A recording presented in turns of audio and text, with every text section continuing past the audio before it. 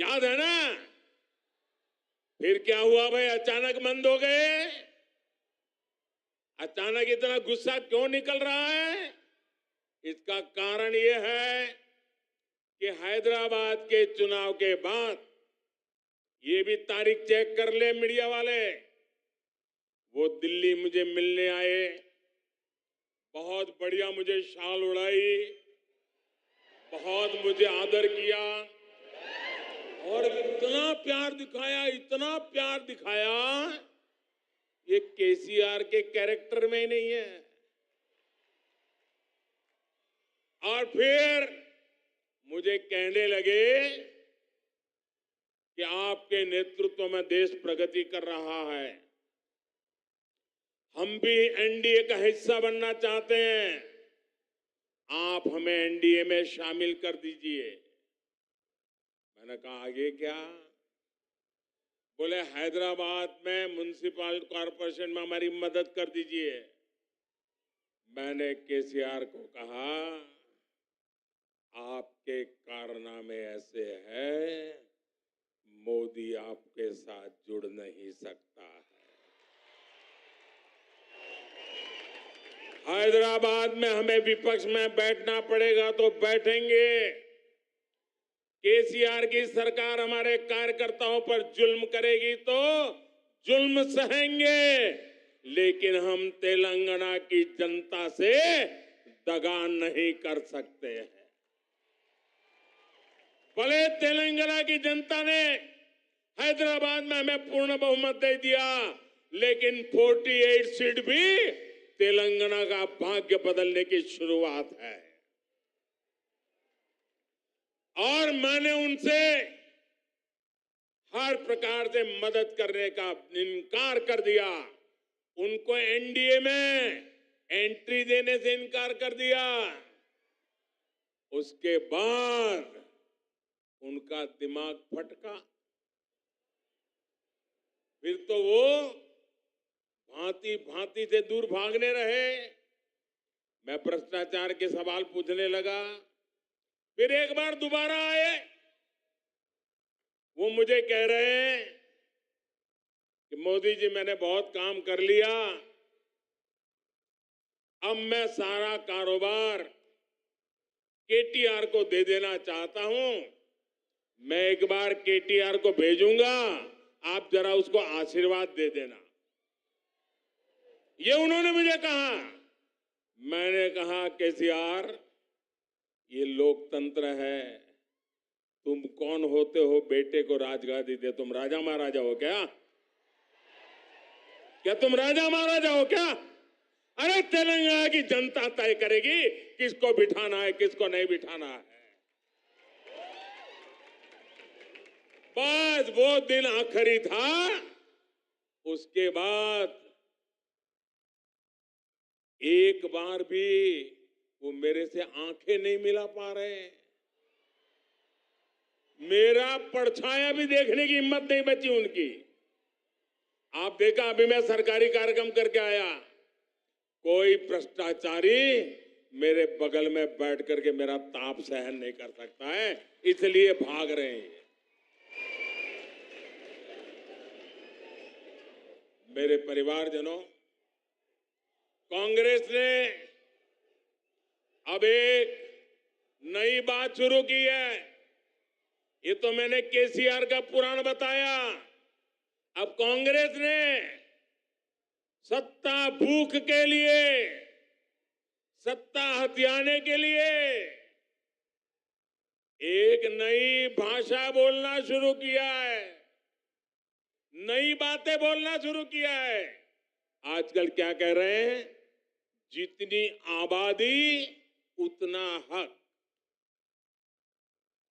मैं जरा पूछना चाहता हूं कि जिन्होंने इनको वाक्य लिख करके दिया है, उसने सोचा है क्या? जब तुम कह रहे हो तो कांग्रेस की मूलभूत नीतियों पर ही सवाल खड़ा कर रहे हो। जब आप कहते हो जितनी आबादी उतना हक, इसका मतलब ये हुआ कि अब कांग्रेस घोषणा करे, क्या आप अल्पसंख्यकों के विरोधी है क्या? कांग्रेस स्पष्ट करे, आप दक्षिण भारत के विरोधी है क्या? मैं सिद्ध करता हूं, उनकी ये नई सोच दक्षिण भारत के साथ घोर अन्याय करने वाली सोच है।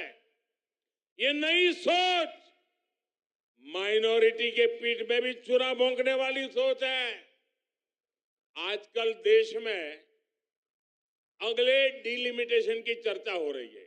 आपको मालूम है ना, 25 साल के बाद पार्लियामेंट की सीटें कितनी होगी, कौन सी क्या होगी, इसका निर्णय जुडिशरी करती है।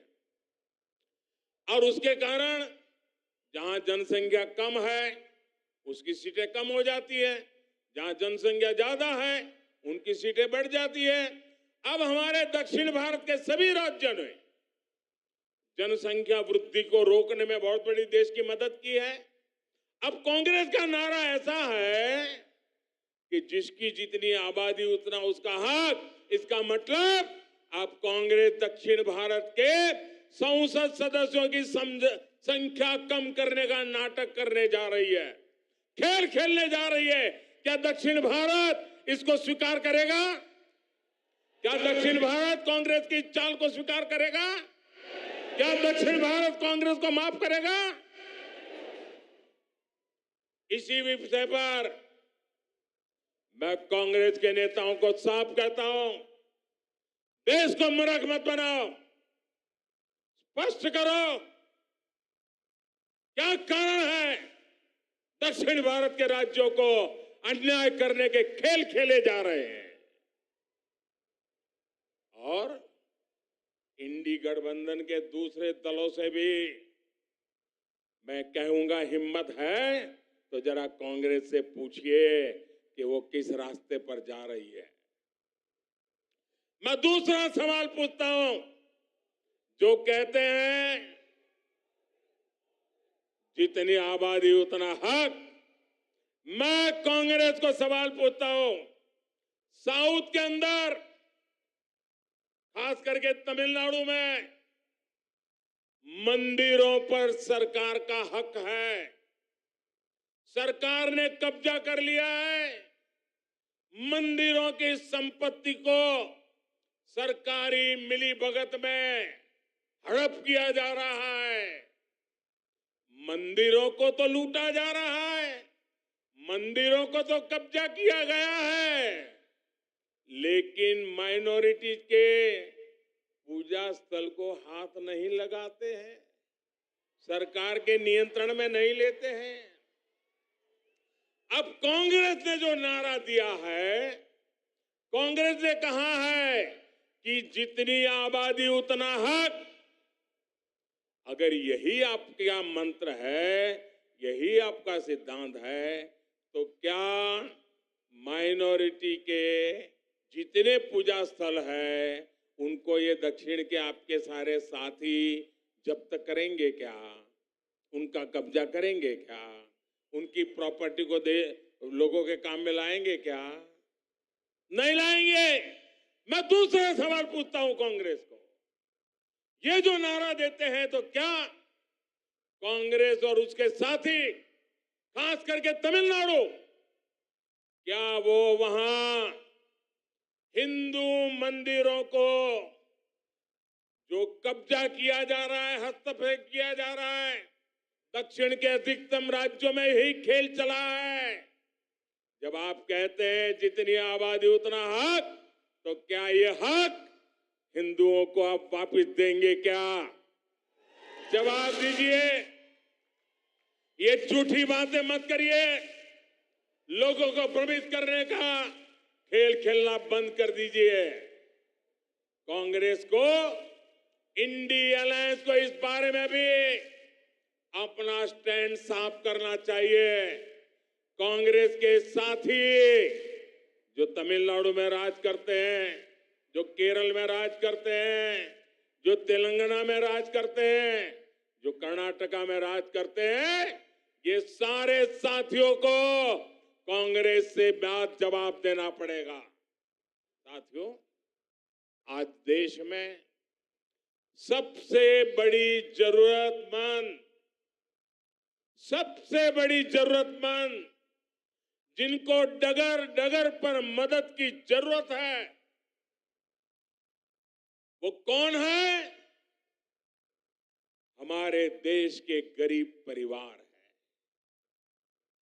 अगर आज इस देश की सबसे बड़ी कोई जाति है तो वो जाति गरीब है।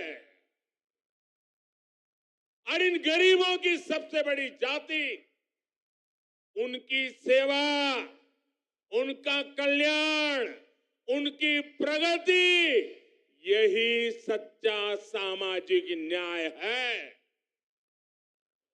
हमारी सरकार ने